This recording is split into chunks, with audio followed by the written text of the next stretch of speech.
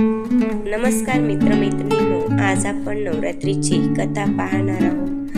महिषासूर नावाचा एक राक्षस होता। तो फार उन्मत्त झाला होता। त्रिभुवनातील प्रत्येक गोष्ट आपल्या मालकीची असावी, त्यावर आपले नियंत्रण असावे म्हणून त्याने इंद्राला हटवले आणि त्याचा राज्यकारभार आपल्या हाती घेतला।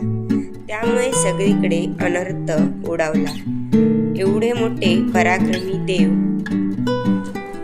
पण तेही भयभीत झाले। काय करावे त्यांना सुचत नव्हते। अखेर सर्व देव एकत्र आले आणि ब्रह्मा, विष्णू व महेश यांना ते शरण गेले।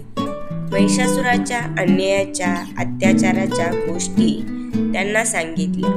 त्या त्रासापासून आम्हाला सोडवावे अशी विनंती त्यांनी केली।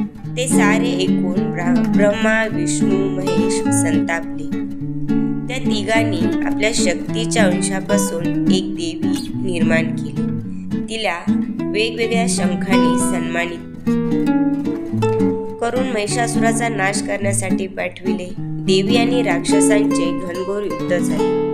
अश्विन शुद्ध प्रतिपदेपासून पुढे 9 दिवस हे युद्ध चालले होते। अखेर शक्ती देवीने त्या राक्षसाचा वध केला व सर्व देवांना आणि सृष्टीला त्यांच्या त्रासापासून मुक्त केले।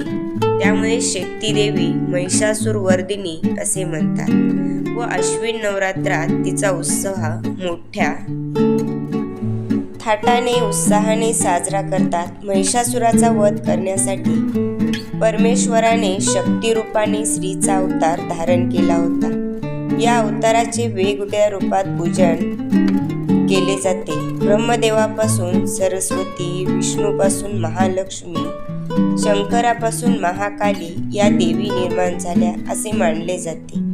माता शक्तीची मुख्य रूपे प्रसिद्ध आहेत।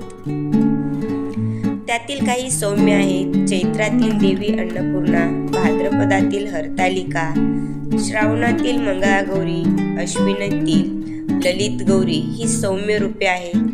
ऐश्वर्याची देवी महालक्ष्मी आणि विद्येची, ज्ञानाची देवी महासरस्वती ही ती रूपे आहेत।